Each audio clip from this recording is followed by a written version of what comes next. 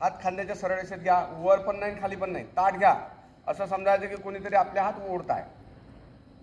2 3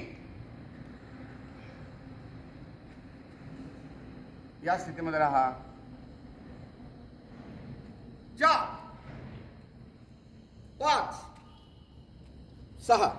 6 क्रमांकामध्ये काम येईल.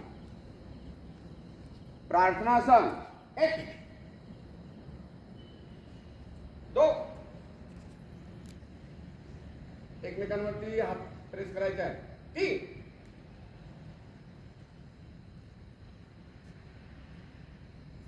4